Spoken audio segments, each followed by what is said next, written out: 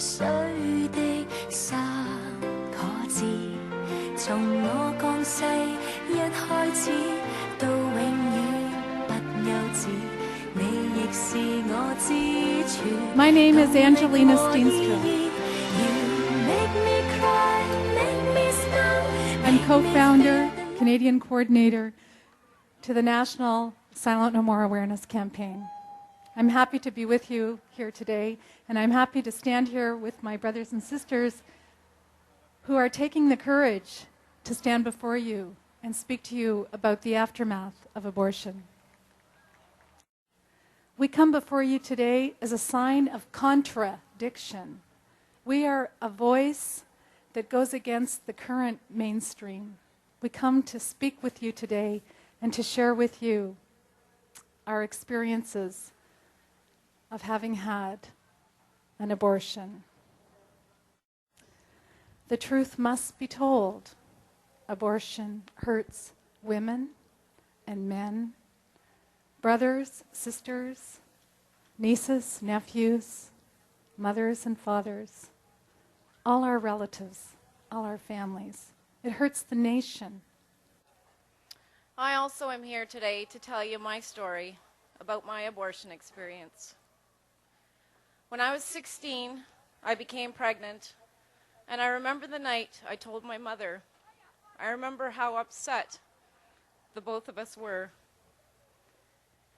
Soon after that, my parents and I met with a panel of doctors called a Therapeutic Abortion Committee, and it was decided that the best solution would be to have an abortion.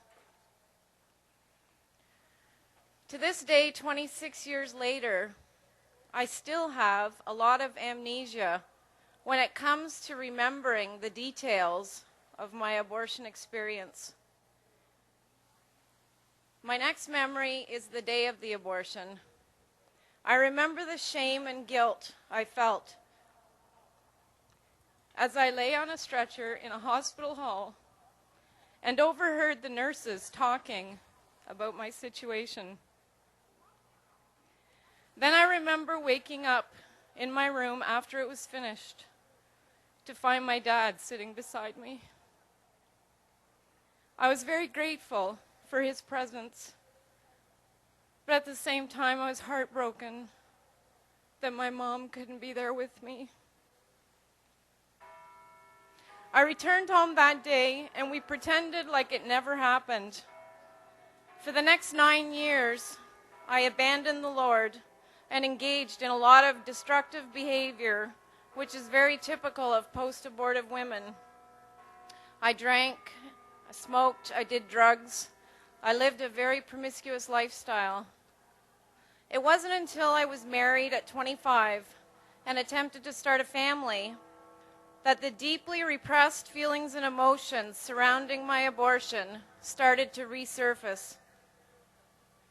I miscarried 3 times in the first couple of years of my marriage, which I believe was a result of having the abortion. At that time, I believed I was being punished by God, and I feared that I would never be able to have children. But I know now that God is not a punishing God. After miscarrying yet a 4th time, I'm happy to tell you that my husband and I have been blessed with 4 beautiful children.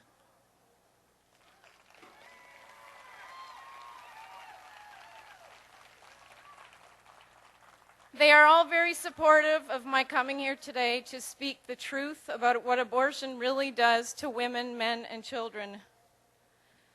God has placed some very special people in my life over the past 16 years who have been instrumental in leading me back to Christ.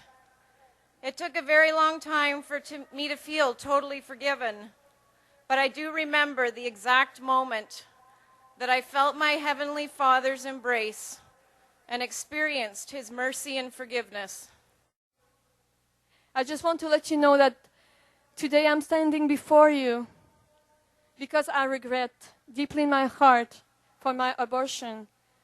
And in the same time, I know that God had healed my heart Many years ago, I did an abortion, and I was young, and I didn't have any help.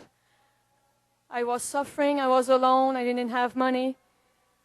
And abortion was just the only door for me at that time. Even if I really love babies, I'm coming from a big family. And I did that against myself almost, you know. And for many years, I was walking with that guilt, with that culpability, with that shame in silence. And last year, I've been here for the first time. I didn't know about the March of Life. And as women was giving their testimonies, God healed my heart. And He was telling me, Chantal, you know that I forgive you.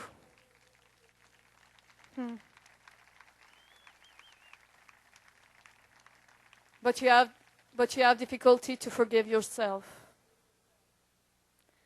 And last year I was here crying before God, and He was healing my heart. And He said, you don't need to walk anymore with that burden and with that guilt, because I forgive you. I regret the fact that 25 years ago, first of all, I'd like to commend you for defending life. 25 years ago, I didn't do that. I didn't defend the life of my own daughter. Based on misinformation, selfishness, fear, shame, I let her die to an abortionist knife. And I died the same day. Thank you.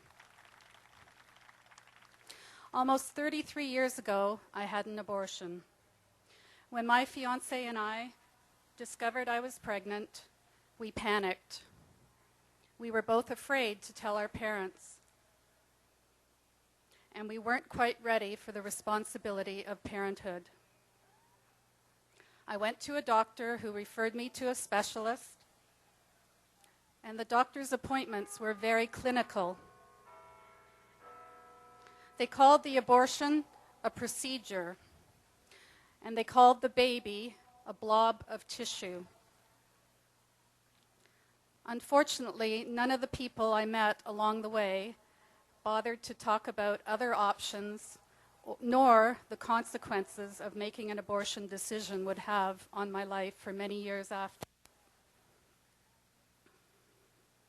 So there I was, alone and afraid, in a Toronto hospital. The doctors and nurses were compassionate. After the abortion, I remember waking up with cramps and having pain, and the nurse gave me something for the physical pain, but nobody knew how much I was suffering emotionally and how deep that pain was. It wasn't long after the abortion that my fiancé and I broke up, and we just went our separate ways. We never spoke about it again. So I tried to get on with my life, but strange things began to happen to me. I remember feeling detached from my body, like I was having an out-of-body experience. My self-esteem plummeted. I started going to bars, dating abusive men, and I felt depressed. At 21, I married, and a few years later, I divorced. For almost 10 years after the abortion, my life was a mess. Work and food became my escape. I now understand that I was suffering from post-traumatic stress triggered by the abortion.